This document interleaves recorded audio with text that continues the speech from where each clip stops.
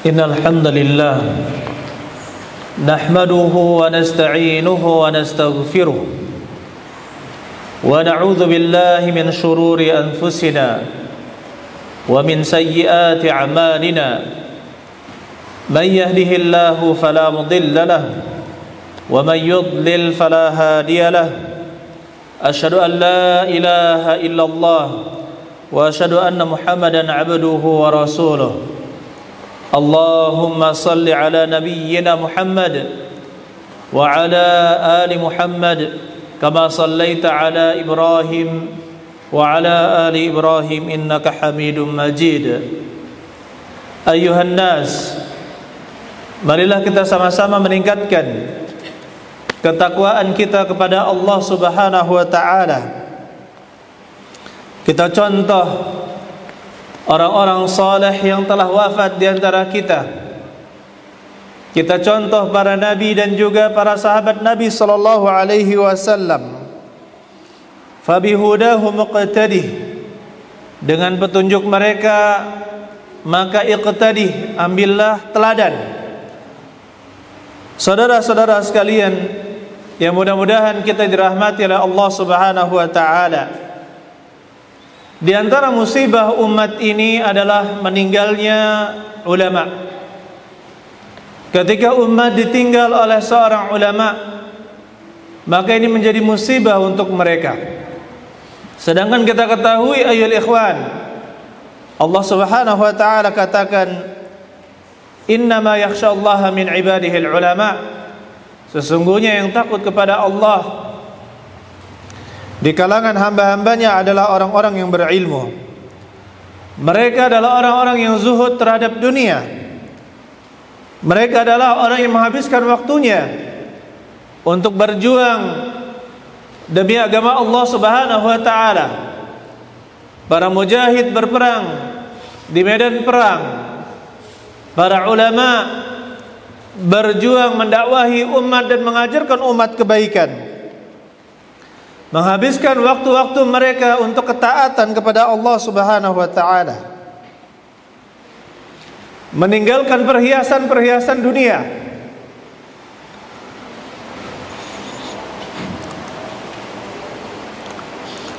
Beramar ma'ruf nahi mungkar. Mengajak manusia kepada kebaikan.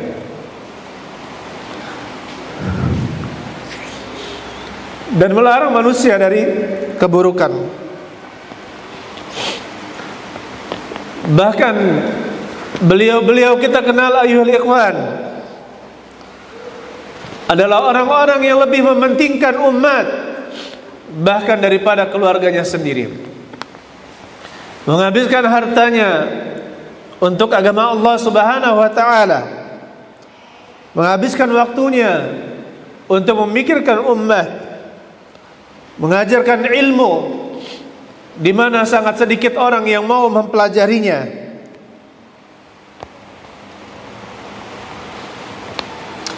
Oleh karena itu ayyuhal ikhwan, Nabi sallallahu alaihi wasallam sebagai contoh kita, beliau tidak ingin berhias dengan kemewahan dunia, tetapi memikirkan umat. Dan itu dicontoh oleh para ulama dari kalangan sahabat, kemudian tabi'in, tabi'ut tabi'in, sampai zaman kita sekarang ini. Meninggalnya ulama adalah musibah. Musibah yang sangat besar. Oleh karena itu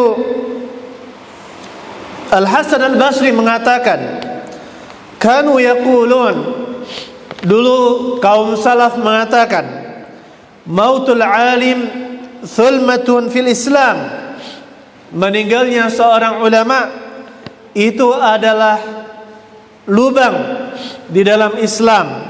La yasudduha syai'un, tidak akan bisa ditambal.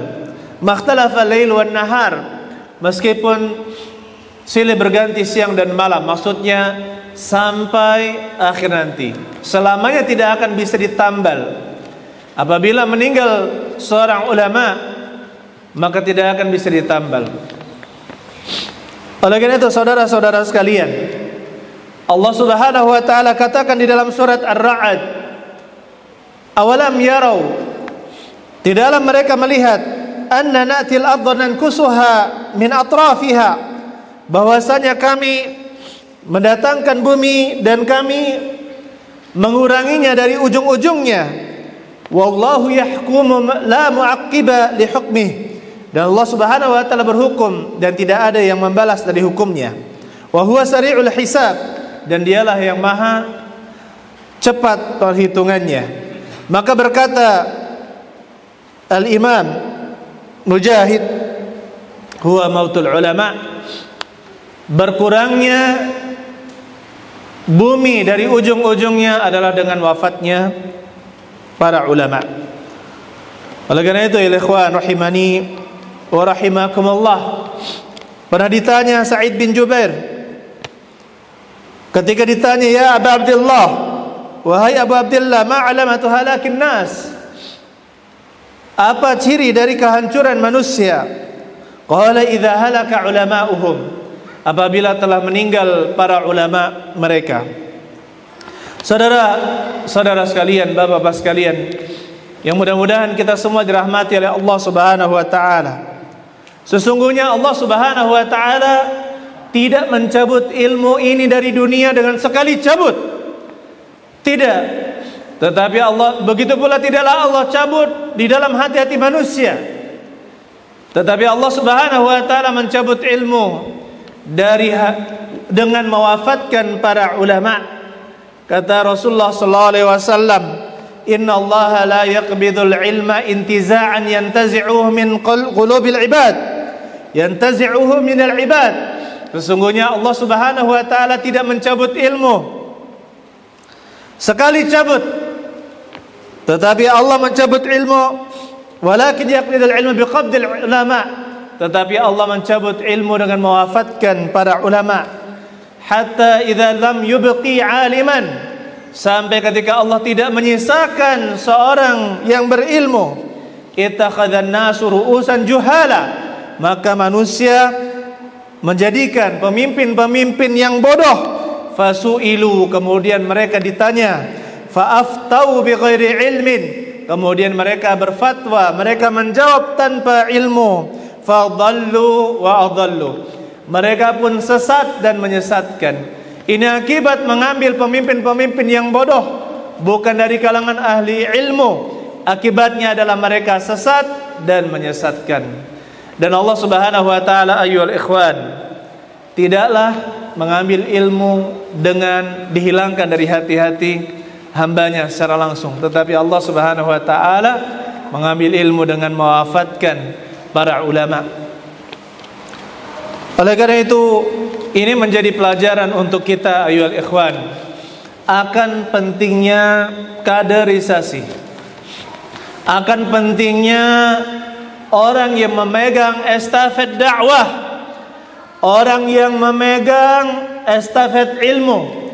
Siapakah yang akan meneruskan perjuangan para ulama? Siapakah yang akan meneruskan dakwahnya para ulama? Mereka adalah para penuntut ilmu. Kita jangan melihat bagaimana beliau bisa mencapai, bagaimana beliau sekarang berilmu, dengan keilmuannya mengajarkan manusia, dengan keilmuannya beramar ma'ruf nahi munkar. Tetapi lihatlah bagaimana para ulama berproses. Bagaimana para ulama misalkan pergi ke Timur Tengah, di sana tempatnya para ulama, bahkan mengeluarkan uang yang sangat banyak untuk bisa menuntut ilmu ke sana. Jauh dari kata nikmat, penuh dengan perjuangan. Bahkan di antara para ulama ada yang makan hanya dengan roti keras dipanaskan dengan air hangat baru dia melunak. Dan itu masih terjadi sampai sekarang ini, ayyuhal ikhwan. Bagaimana ketika ulama itu mendapatkan ilmu bukan dengan bersantai ria, bukan dengan bersantai-santai atau lagi banyak bermain, banyak bercanda. Para ulama mendapatkan ilmu dengan sedikit tidur. Para ulama mendapatkan ilmu dengan berjuang harta, mengeluarkan hartanya untuk membeli buku. Kita lihat sekarang para penuntut ilmu sekarang, Berapa persen yang mengorbankan hartanya untuk membeli buku-buku para ulama? Membeli buku-buku para ulama. Bahkan kita katakan, ya ada penelitian, membaca dari buku langsung itu lebih bagus, lebih paham 70 sampai 80% daripada membaca dari gadget, daripada HP atau dari tab atau laptop. Tidak bisa digantikan posisi buku tersebut. Lihatlah bagaimana para ulama berproses, bertemu dengan para ulama sehingga menularkan menjadi penuntut ilmu sejati, kemudian apa? Terus belajar sampai akhir hayat sehingga Allah Subhanahu wa taala angkat derajat beliau-beliau. Oleh karena itu ya ikhwan, mujaddid pertama yang tidak diperselisihkan oleh para ulama adalah Al-Khalifah Umar bin Abdul Aziz. Beliau ketika memimpin, padahal tidak lama beliau memimpin, beliau sangat mengkhawatirkan ilmu itu hilang, ilmu itu lenyap. Maka kata beliau, unzur makan min hadithi Rasulullah sallallahu alaihi wasallam. Lihatlah dari perkataan Nabi sallallahu alaihi wasallam, faktubuhu. Maka catatlah. Dia berkata kepada Abi Bakar bin Hazm, fa inni khiftu durusal ilm wa dhahab al ulama. Sesungguhnya saya takut durus al-ilm, akan gugurnya ilmu, wa dhahab al-ulama, dan meninggalnya para ulama. Dan kita juga mengetahui bahwa di zaman Umar bin Abdul Aziz, beliau meminta Muhammad bin Syihab Az-Zuhri untuk mencatat hadis di dalam Tadwin, gurunya Imam Malik.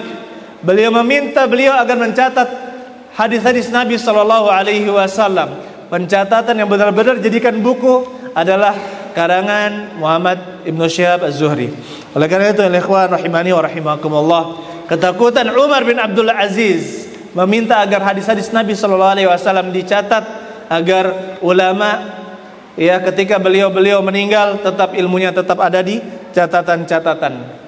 Kata Rasulullah sallallahu alaihi wasallam, min asyratis saah, di antara tanda dekatnya hari kiamat, an yaqillal ilm,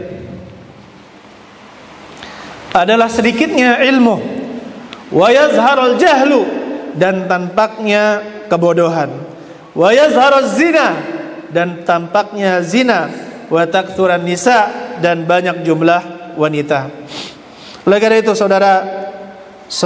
saudara sekalian yang mudah-mudahan kita dirahmati oleh Allah Subhanahu wa taala, selama masih ada para ulama atau selama masih ada orang penuntut ilmu yang bisa mengajarkan kita ilmu yang bermanfaat, maka belajarlah dari beliau-beliau, karena kita ketahui bahwasanya umat ini tidak akan berjaya kecuali mereka kembali kepada agama mereka, dan tidak mungkin agama ini dijelaskan kecuali oleh orang-orang yang berilmu. Barakallahu li wa lakum wa jami'il muslimin.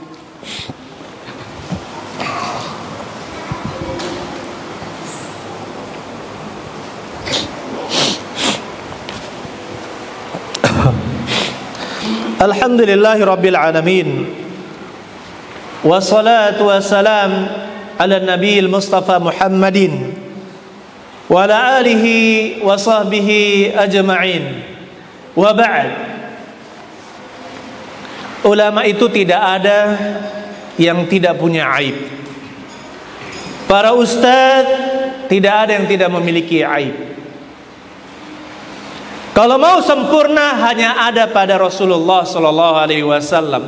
Bahkan Abu Bakar As-Siddiq memiliki kekurangan, Umar bin Al-Khattab memiliki kekurangan, tetapi bisa menjadi dua orang di antara umat yang paling utama. Dan disepakati oleh para ulama bahwasanya Abu Bakar dan Umar adalah ulama para sahabat yang disebut dengan syaikhan, dua syekh, yaitu Abu Bakar dan Umar. Oleh karena itu ya ikhwan, selama masih ada orang yang berilmu, taruhlah waktu kita, sempatkanlah waktu kita, dan jangan jadikan sampingan untuk mempelajari syariat ini. Selama masih ada yang mau mengajar, kita bisa melihat terjadi perbedaan yang sangat mencolok antara zaman dahulu dengan zaman sekarang. bagaimana semangat penuntut ilmu selalu bertanya. Ketika bertemu dengan ustadznya, dia bertanya. Ketika bertemu dengan ustadznya, dia bertanya. Dan ini masih ada di kota Madinah. Kita mendapatkan itu. Tetapi ayolah ikhwan, para pembelajar yang hakiki, maka dia selalu membutuhkan ilmu. Permasalahan di dalam agama ini sangat banyak. Tidak mungkin tidak ada permasalahan. Tetapi yang kita dapatkan, banyaknya kaum muslimin merasa cukup dengan apa yang dimiliki, seolah-olah tidak ada permasalahan yang perlu ditanyakan. Ini adalah rasa sombong yang harus dibuang oleh para penuntut ilmu.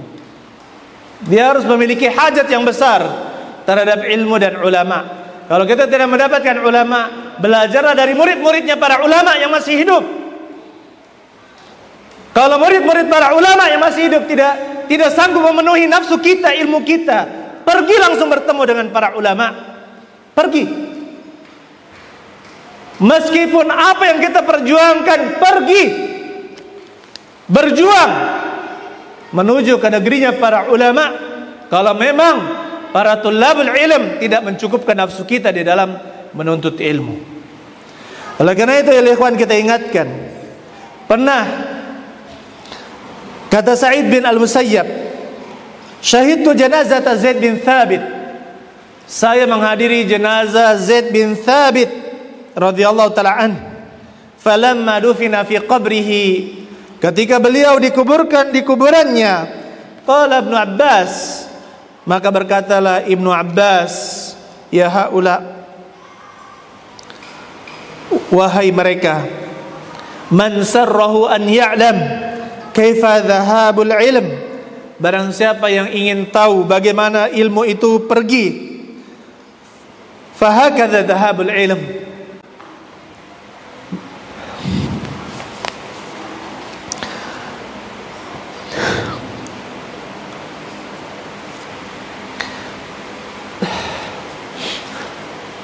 maka seperti itulah perginya ilmu. Allah, demi Allah, kata Ibnu Abbas, laqad dhahaba al-yawm ilmun kathir, pada hari ini dhahaba ilmun kathir, telah pergi ilmu yang sangat banyak. Apalagi ayolah ikhwan, ulama itu kalau memiliki ilmu, mungkin yang hanya bisa diajarkan kepada muridnya mungkin hanya sepertiganya. Oleh karena itu seorang penuntut ilmu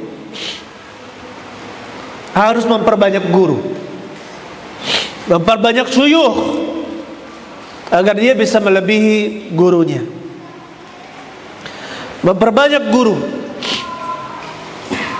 agar bisa mendapatkan ilmu yang sangat banyak. Betapa banyak ilmu yang disembunyikan, bukan disembunyikan, tetapi apa hajatnya menyampaikan. Murid tidak datang untuk bertanya, bagaimana menjelaskan? Waktunya sudah padat untuk menyampaikan ilmu. Oleh karena itu ya ikhwan rahimani wa rahimakumullah, Abdullah bin Abbas mengetahui bahwa Zaid bin Thabit radhiyallahu ta'ala an adalah ulama sahabat, sehingga beliau menyaksikan hal tersebut, bahwasanya dengan dikuburnya Zaid bin Thabit maka pergilah juga atau hilanglah juga banyak ilmu.